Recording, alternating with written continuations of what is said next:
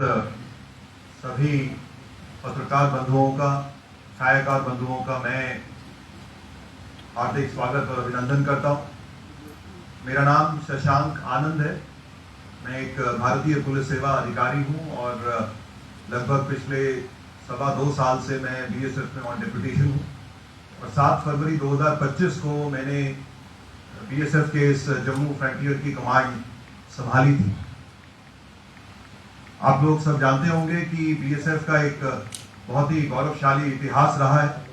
हमारे शूरवीरों ने इस देश के लिए बहुत सारे बलिदान दिए हैं और बीएसएफ की 1965 से जब इसका जन्म हुआ आज तक की जो पूरी यात्रा रही है, इसमें बहुत सारे ऐसे ओकेजन आए हैं, चाहे वो 1971 के युद्ध की बात हो जिसमें बांग्लादेश के जन्म में बॉर्डर सिक्योरिटी फोर्स का एक बहुत ही ऐतिहासिक और सिग्निफिकेंट भूमिका रही है।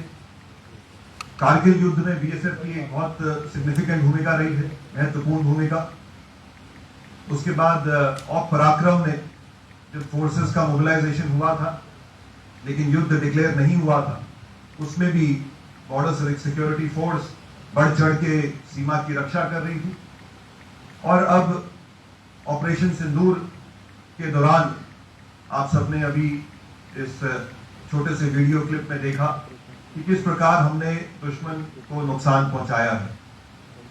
चाहे शांति का समय हो या हॉस्टिलिटी का समय हो, बीएसएफ ने हमेशा ये साबित किया है कि जब तक हमारे बहादुर जवान सीमा पर देश की सरहद पे तैनात हैं तो देश के नागरिक निश्चिंत होकर देश के भीतर अपने कार्यों को अंजाम दे सकते हैं।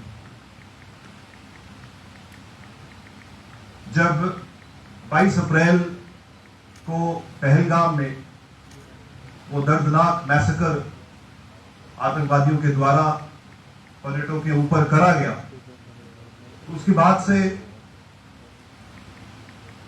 सभी को इस बात की अपेक्षा थी कि पाकिस्तान में स्थित आतंकवादी संगठनों के ऊपर भारत के द्वारा स्ट्राइक्स की जाएंगी। तो स्ट्राइक्स वर इमिनेंट और स्ट्राइक्स होते ही ये भी इस बात की भी आशंका थी कि पाकिस्तान के द्वारा रिटेलिएशन भी करा जाएगा।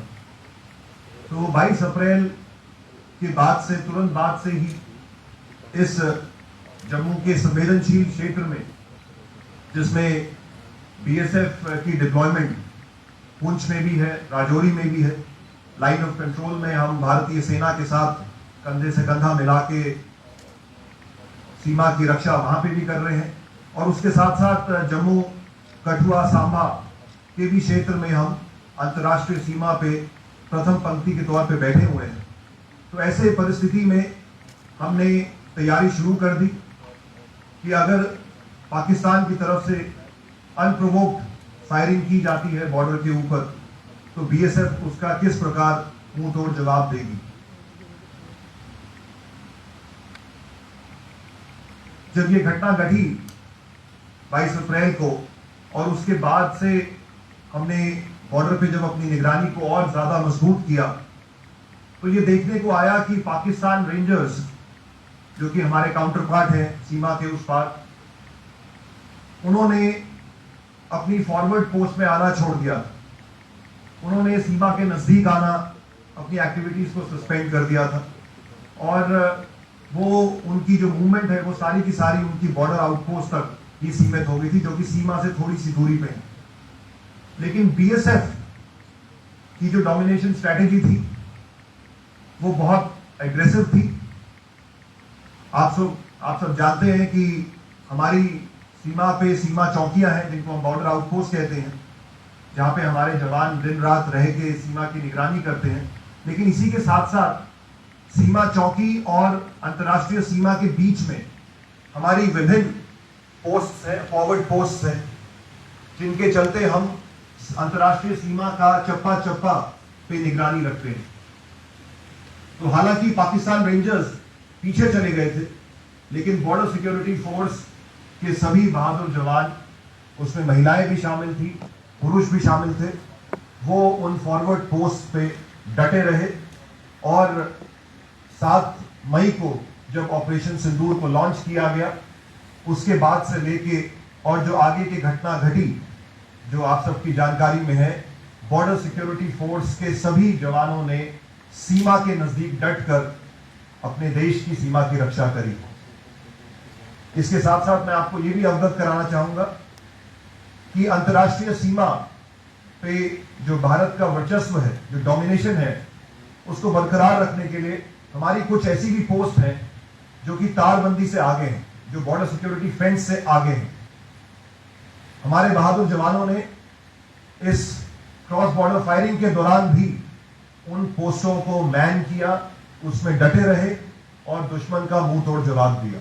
और इन पोस्ट में हमारी बहादुर महिला कर्मी भी तैनात रही हैं, जो आज इस ऑडिटोरियम में उपस्थित है। और हम चाहेंगे कि इस ब्रीफिंग के बाद मीडिया कर्मियों के साथ उनका इंटरेक्शन हो, आप उनसे खुलकर सवाल जवाब कर सकते हैं। 7 मई को जब ऑपरेशन सिंदूर लॉन्च हुआ, तो उसके बाद से इंटेलिजेंस एजेंसीज की ओर से हमें इस प्रकार के भी इनपुट्स आ रहे थे कि क्रॉस बॉर्डर फायरिंग में, उसकी आड़ में पाकिस्तान के द्वारा दोबारा से आतंकवादियों को सीमा पार घुसपैठ के लिए भेजा जा सकता है। और ऐसे में सीमा की चौकसी बेहद जरूरी हो गई थी। अंतर्राष्ट्रीय सीमा पे जो घटनाक्रम हुआ, उसके बारे में मैं आपको संक्षिप्त में अवगत कराना चाहूंगा।